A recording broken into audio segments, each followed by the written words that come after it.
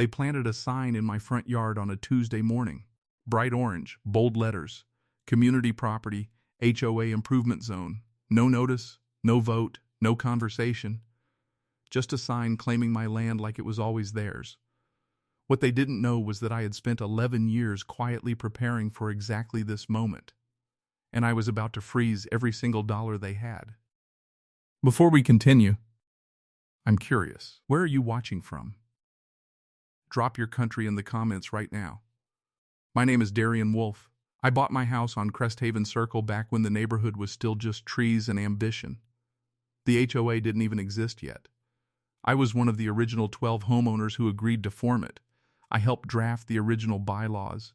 I attended every single meeting for the first 4 years. Then life got busy. I pulled back. Let others steer. That was my first mistake. By the time a woman named Petra Calwell became HOA president, the board had changed entirely. New faces, new energy, new agenda. Petra was a retired city planner with a taste for development and zero tolerance for what she called residential clutter. Overgrown hedges, mismatched mailboxes, cars parked at the curb. Anything she didn't like became a violation. She handed out fines the way other people hand out business cards. I kept my nose clean. My yard was clean. My property was maintained. I thought I was invisible to her. I was wrong. The sign appeared on a Tuesday. By Wednesday, a surveyor was walking my front yard with a clipboard. I stepped outside and asked him what he was doing. He handed me a business card and said, "You'll need to speak with the board." That was it. That was all he gave me. A card and a dismissal. I called the number on the card. Voicemail. I sent an email to the HOA management office. Auto reply. I drove to the board's next meeting and sat in the back row waiting for someone to explain why my lawn had been claimed as community property for a streetscape renovation project worth $230,000. Petra looked right at me and said, "Darian, we notified all affected residents by certified letter. I never received a letter." She smiled. "That's not our problem." But that wasn't even the worst thing she said that night.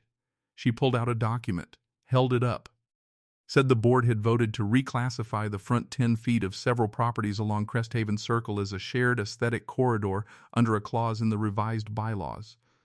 Bylaws that had been amended 14 months ago. Voted on. Approved. And I had never seen the amendment. Nobody had told me about it. Or so I thought. I went home and dug through every piece of mail I had kept over the past 2 years.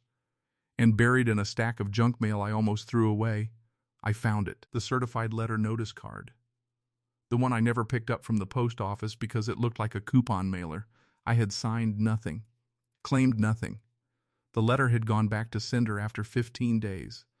Technically, I had been notified. Technically, I had forfeited my right to object. The contractor was scheduled to break ground in 9 days. Here's where most people would call a neighbor. Post on social media. Write an angry letter to the board. I didn't do any of that. I called my cousin Renata, who had spent 22 years as a municipal land use attorney in 3 different states. I told her everything.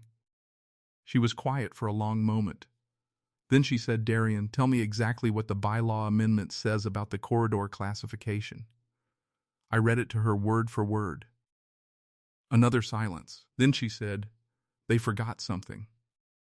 The HOA had reclassified the land, but they had never filed an updated plat with the county.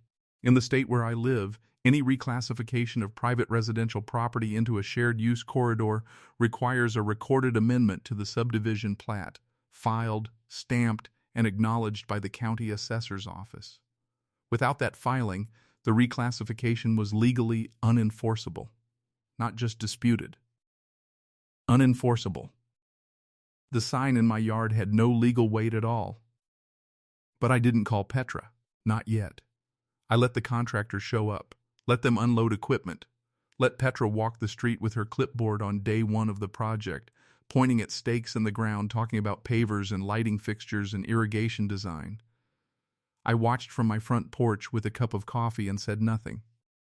And then, on the morning of day 2, A county building inspector showed up at the project site, followed by a second inspector, followed by a woman in a gray blazer carrying a leather folder who turned out to be a representative from the county assessor's office.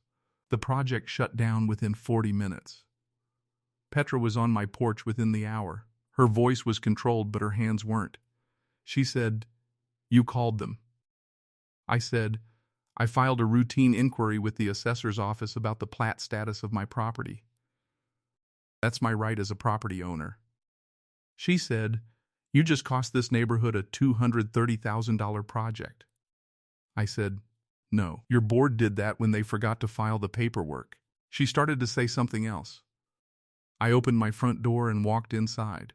The project didn't just pause. It collapsed. The contractor had a hard deadline tied to a municipal grant the HOA had applied for, a grant that required construction to begin and reach a milestone within a specific window. When the county freeze hit, that window closed. The grant evaporated. $230,000 in funding, gone. Not delayed, gone. 3 board members resigned within the week.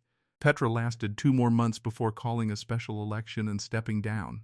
And here's the part nobody in that neighborhood expected. When the new board took over, they reached out to me, asked if I would be willing to sit in on a few meetings, help them understand the original bylaws, the ones I helped write before any of this started. I said yes. Because here's the truth. I didn't blow up that project because I was angry.